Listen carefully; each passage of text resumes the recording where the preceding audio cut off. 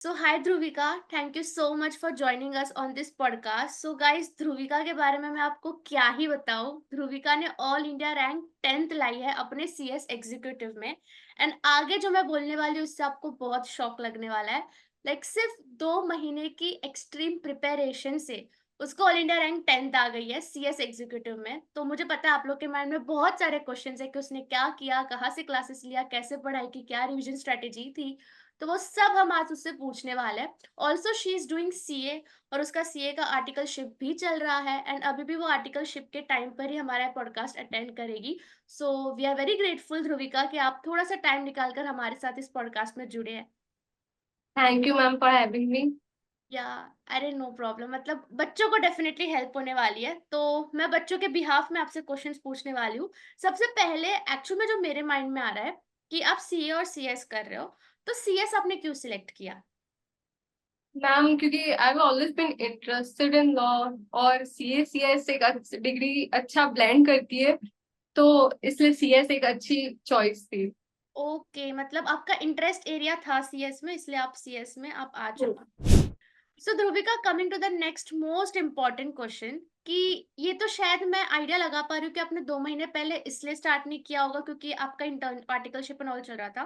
But 2 महीने जब बचे थे, तब आपने कैसे प्रिपेयर किया, क्या प्लान किया कि भाई 2 महीने में हम पूरा 7 सब्जेक्ट कैसे खत्म करेंगे? तो पहले तो मैंने गो थ्रू करा कि क्या क्या सब्जेक्ट से क्या क्या मतलब टॉपिक से क्या क्या पढ़ना पड़ेगा मुझे। इसके बाद मैंने एक बार मॉड्यूल पूरा सेल्फ पढ़ा, एक बार पूरी रीड करी एक बार मॉड्यूल कि मेरे को कहाँ का प्रॉब्लम आ सकती है। तो फिर मेरे को जहां जहां प्रॉब्लम आती थी तो मैं मैराथन रेफर कर लेती थी यूनिक एकेडमी के। तो they had a lot.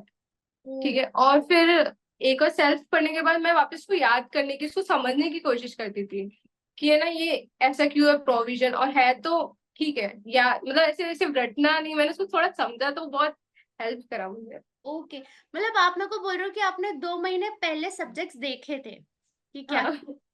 I think आपकी सीए की स्टडी काफी हेल्प की होगी आपको इस चीज में, जब आप देख रहे थे। हाँ, क्योंकि हमारे टैक्स और अकाउंट्स सेम है। ओ, तो और बाकी मैं आर्टिकलशिप कर रही हूँ तो मेरे को प्रैक्टिकल नॉलेज आती है, तो अंडरस्टैंडिंग टैक्स की तो और अच्छी हो गई। तो हम्म। टैक्स और अकाउंट्स इजी पड़ा मेरे को, लेकिन कंपनी लॉ एस सीएस में बहुत डिस्क्रिप्टिव, बहुत वास्ट हो जाता है, वो हो जाता है, वो मुझे वापस पढ़ना पड़ा था। ओके, तो क्या मैं जान सकती हूँ आपको टोटल मार्क्स कितने आए थे executive? I scored 411। Okay, 411 out of 700। हाँ, और 5 सब्जेक्ट्स में एग्जाम्पशन थी मेरे। कौन कौन से सब्जेक्ट्स में एग्जाम्शन थे आपके? Company law, SBC, ECIPL, tax, account, मतलब जीआईपीएल और कैपिटल मार्केट, उसको छोड़ के सब में उसमें भी 59 थे तो। माय गॉड, आपको कंपनी लॉ में एग्जाम्शन आई थी। हम्म। इसके बारे में भी हम आगे बात करेंगे। तो 2 महीने में आपकी पूरी मॉड्यूल रीड हो गई थी अच्छे से? मैंने ट्राई करा, मतलब थोड़े मैराथन की हेल्प ली कि क्या क्या इम्पोर्टेंट हो सकता है, मतलब ये प्रोविजन इनको समझूंगी तो मेरे को आगे है ना फ्लो पता चलेगा वगैरह। तो मैंने थोड़ी हेल्प ली कि फ्लो कैसे बैठाना है वगैरह। बाकी मॉड्यूल मैंने रीड कर ली थी। Okay, got it. आपने मैराथन्स और मॉड्यूल्स को बेस रख के अपना प्रिपरेशन स्टार्ट करा। सो क्या आपने राइटिंग प्रैक्टिस किया करते थे? थोड़ी बहुत जैसे मेरा एक चैप्टर कंप्लीट हो गया तो मैं पास 6 पेपर्स एक बार गो थ्रू कर लेती थी कि मुझे आंसर हो रहे नहीं हो रहे। एक दो क्वेश्चन हाथों हाथ राइटिंग प्रैक्टिस कर ली थी कि ठीक है आई कैन डू इट, कि हाँ हो जाएगा मेरे से ऐसा। अच्छा, ओके, आप अश्योरेंस बेसिस पे पास्ट पेपर्स को भी आपने रिफर करा है, राइटिंग प्रैक्टिस भी करी है, मॉड्यूल भी किया है। सो इसका मैं समझ सकती हूँ कि on the basis of module आप अपने एग्जाम्स क्लियर कर सकते हो with an all India rank. But ये यस मैम। बट ये पता है ध्रुविका, मेरे को बच्चों के यही डाउट आते हैं कि मॉड्यूल इतना वास्ट है, उसको कैसे पढ़े, खत्म कैसे करे उसकी रीडिंग। तो आपने कैसे उसको करा? हेल्प ली थोड़ी लेक्चर्स की, तो लेक्चर्स में क्या फटाफट हो जाता है। आप एक बार लेक्चर देखो, उसके बाद आप पढ़ोगे तो बहुत फटाफट हो रहा है। खुद पढ़ने बैठोगे तो आपको नहीं समझ आएगा कि यार इतना सब कैसे हो रहा है। तो ओ, फटाफट मैंने मैराथन रेफर करी तो एक बार रीडिंग मार लेती थी, तो बहुत अच्छा कॉन्सेप्ट बैठ जाता था कि आपने एक बार समझ भी लिया, खुद भी रीड मार लिया, तो ऐसा। और फिर मैं हाईलाइट भी कर दी थी कि मेरे को ये चीज वापस पढ़नी पड़ी क्योंकि मुझे वापस ढंग से समझ नहीं आई है, या लास्ट टाइम के लिए हाईलाइट कर लिया कि मेरे को ये वापस करना है एक बार। गॉट इट, मैं समझ गई। तो आपका जो पूरा पोर्शन है वो कब तक खत्म हो चुका था, अगर आपका जून में अटेम्प्ट था तो? तो 1 महीने तो मैंने सिर्फ मॉड्यूल रीडिंग करी थी, उसके बाद 1 महीने मैंने सेल्फ स्टडी करी थी अच्छा। उसमें। Okay, got it. मतलब थोड़ा सा मेरे को साउंड बहुत ऐसा कर रहा है कि बहुत आपने स्पीड में पढ़ा है यार, क्योंकि इट एक्चुअली सिम्स डिफिकल्ट। क्योंकि मैम प्रैक्टिकल सब्जेक्ट में सेम थे ना, क्योंकि प्रैक्टिकल में आपको प्रैक्टिस करने की बहुत जरूरत पड़ती है, लेकिन वो सीए से सेम है। और मेरे को प्रैक्टिकली मैं वो चीजें कर भी रही थी, तो मुझे इतना वो टफ पड़ा नहीं। तो मेरा मेन फोकस ही थ्योरी पे था। Got it. मतलब हम ऐसा अज्यूम कर सकते हैं कि जो हमारे प्रैक्टिकल सब्जेक्ट्स होते हैं, 2 सब्जेक्ट्स है, वो हम हटा दे तो आपके सिर्फ 5 सब्जेक्ट्स पेंडिंग थे जो आपको अच्छे से करने थे। अब वो हम्म। आपने 2 महीने में खत्म अच्छे से कर लिए। तो क्या मैं जान सकती हूँ आपका पूरा दिन कैसा दिखता था, कि आप कब उठते थे, कब सोते थे, क्या क्या करते थे? I use to wake up at 5 और 6। उसके बाद मैंने थोड़ा पढ़ा, मतलब सुबह सुबह मैं थ्योरी लेती थी क्योंकि थ्योरी हो जाती थी। प्रैक्टिकल जब थ्योरी नहीं हो रही, मेरे से याद नहीं हो रहा, समझ नहीं आ रहा, तो उस टाइम प्रैक्टिकल ले लिया कि ठीक है, टाइम वेस्ट नहीं होना चाहिए, कुछ ना कुछ करती थी। फिर उसके बाद वो हुआ। फिर 11 o'clock मेरे को फॉर्म आना पड़ता था आर्टिकलशिप के लिए। फिर ब्रेक में थोड़े 1-2 लेक्चर्स देख लिए।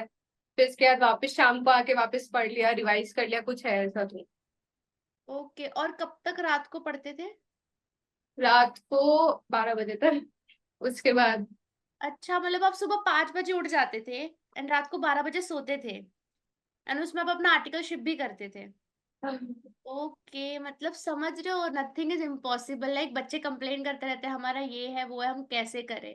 आई थिंक जिसको करना है वो कर लेता है, राइट? डेफिनेटली। और आप रिवीजन कैसे करते थे? लाइक अभी तो आपका फर्स्ट ही रीडिंग हुआ होगा, तो उसको तो रिवीजन स्ट्रेटेजी आपकी क्या होती थी?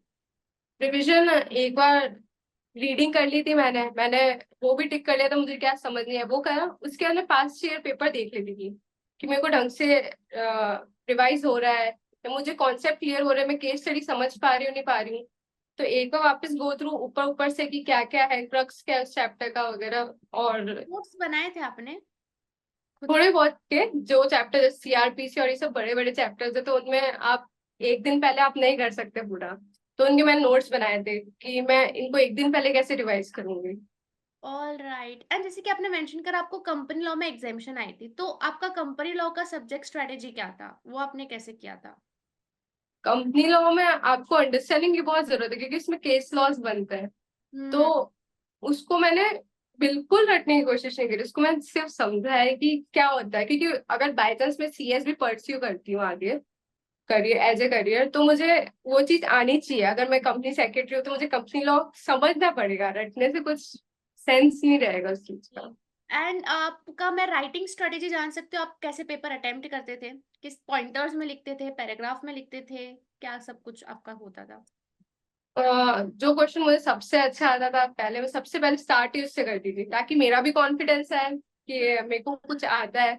और फिर अंडरलाइन करती थी, कोई कीवर्ड्स है उनको अंडरलाइन वगैरह और पॉइंटर्स में लिखती थी ताकि वो इजीली अंडरस्टैंडेबल हो जाता है आगे वाले के लिए भी। ओके, आप पॉइंटर्स में लिखते थे। All right, got it. और आपका 100% डेफिनेटली पेपर तो हुआ ही होगा, तब जाके शायद आपको रैंक आई। सब 100% अटेम्प्ट हुए थे? टेक्स्ट मेरा छूटा था, वो थोड़ा मेरे टाइम मैनेजमेंट नहीं कर पाई थी मैं उसमें। तो हम्म। उससे 10-20 मार्क्स का छूटा था मेरा। ओके, बट फिर भी आपको उसमें एग्जाम्शन थी ना? 10 मार्क्स का छूटने के बाद भी एग्जाम्शन थी?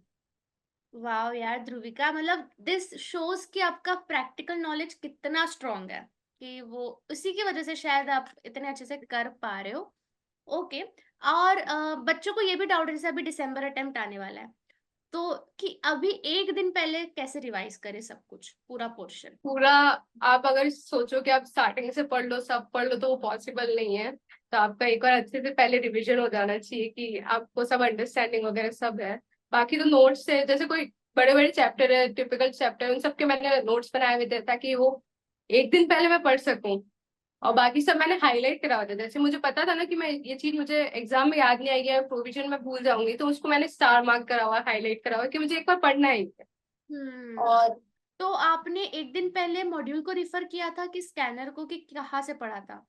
मॉड्यूल रेफर किया था, और एक पास ये पेपर से मैं वापस गई थी, मेरे को 2-3 क्वेश्चंस थे जो मैंने मार्क किए हुए थे कि अगर ये आए, केस लॉस सारे पढ़े थे मैंने।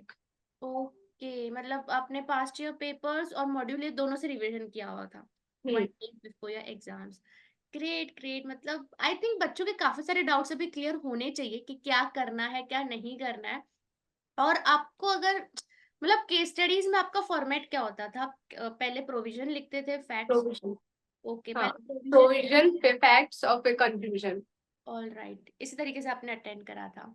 तो ध्रुविका, जो बच्चे अभी हमारे वीडियो देख रहे हैं उनको आप क्या एडवाइस देना चाहोगे कि अगर वो लोग रैंक लाना चाह रहे हैं तो? तो मेरे हिसाब से तो आपको मॉड्यूल ही प्रेफर करनी चाहिए, उसके बाहर का कुछ नहीं आ सकता। केस लॉस उन सबको आप पूरे नहीं पढ़ सकते, लेकिन एटलीस्ट केस लॉस और क्वेश्चंस वो सब एक बार देखने चाहिए आपको। ये मॉड्यूल के बाहर कुछ नहीं है। ऑल राइट, बट ज्यादातर 90% बच्चे आई थिंक अपने कोचिंग के नोट से रेफर कर रहे होंगे, जहां तक मुझे नोट ऑफ कोचिंग के नोट्स अच्छे हैं, लेकिन मॉड्यूल से आगे कुछ नहीं है। आप मॉड्यूल एक बार कर लो, उसके आगे कुछ नहीं होता। बात तो सही है यार, मॉड्यूल करनी चाहिए, वो मैं भी इनको काफी बार बोलती हूँ कि मॉड्यूल करो। बट अभी काफी शॉर्टकट्स आ गए हैं, कोचिंग वाले भी बहुत अच्छे अपने नोट्स निकालते हैं, तो दे आर लाइक कि हम वो कर लेते हैं। बट गाइस प्लीज मॉड्यूल को एक बार ही तो रेफर करो। हम्म। And, आपको कभी भी सेल्फ डाउट ऐसा कुछ नहीं आया कि शायद मैं नहीं कर पाऊंगी? आया भी, और बहुत टाइम ऐसा होता है कि आप फ्रस्ट्रेट हो जाते हो कि अब पढ़ाई नहीं हो रही है, आप नहीं कर पा रहे। तो लेकिन फ्रेंड्स और फैमिली इतने अच्छे हैं कि मेरे, कि वो सपोर्ट कर देते थे।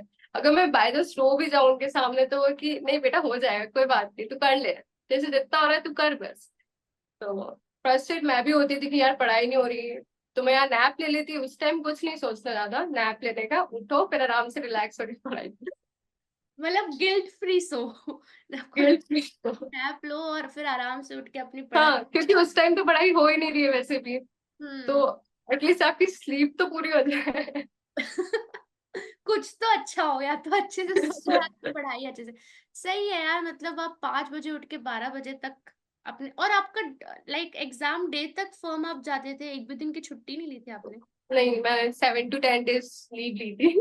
ओके, 7 to 10 डेज में लीव ली थी, और उस टाइम पे आपने काफी अच्छे से और पढ़ाई की हुई। हम्म। बस एक लास्ट क्वेश्चन, कि आपका टाइम कैसे आप मैनेज करते थे, क्योंकि इतना सब कुछ आप कर रहे हो? टाइम जैसे कि है ना, मैं सिर्फ 2 सब्जेक्ट साथ में उठाती थी, उससे ज्यादा मैं नहीं लेती थी।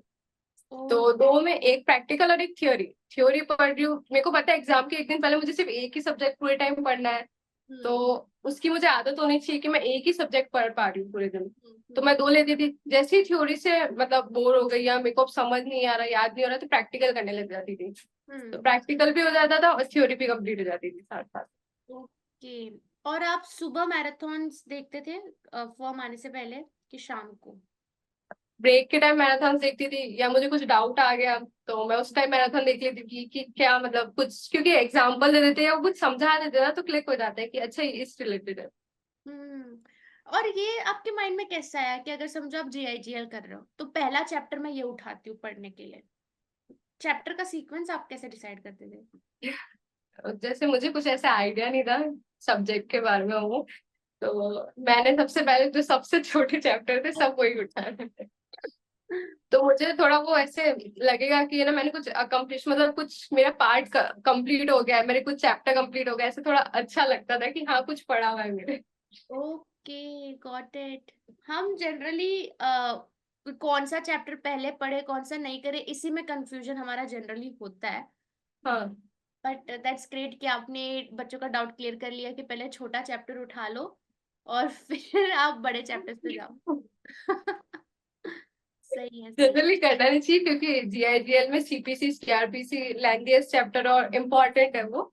लेकिन एक वो, मुझे ऐसा लगता था कि मेरा कुछ पार्ट कंप्लीट होता जा रहा है, इससे पहले मैंने छोटे उठाए, उसके बाद मैं लेंदी उठाने लगी कि मुझे पता है मैं कर सकती हूँ, कुछ हुआ हुआ है मेरा, उसके हिसाब से। Okay, got it Dhruvika. Like का बच्चों को सब कुछ आई थिंक डाउट क्लियर हो गया होगा कि 2 महीने अभी जैसे बचे हैं, 3 महीना ही बचा है दिसंबर अटेम्प्ट के लिए, तो आगे कैसे प्रोसीड करना है। अभी भी जो बच्चों ने नहीं स्टार्ट करा है, दे हैव अ होप। अभी भी आप क्लियर कर सकते हो, जैसे ध्रुविका ने with all India rank clear करा है, तो आपके लिए भी पॉसिबल है कि आप एटलीस्ट पास तो हो ही जाओगे। तो यस ध्रुविका, एंड लास्ट में बस ये कि आपका अभी फ्यूचर प्लान क्या है, जैसे आप सीए और सीएस कर रहे हो, तो आगे क्या सोचा आपने? तो सीए सीएस दोनों एक बार कंप्लीट होने के बाद मेरे को जॉब करनी है। 3 to 5 years, उसके बाद आगे कुछ अपनी प्रैक्टिस है। Okay, that's great Dhruvika. Thank you so much for joining our podcast and बच्चों को बहुत हेल्प आएगा ये सारा पॉडकास्ट जो भी आपने कही है, valuable tips and all, and best of luck for your future.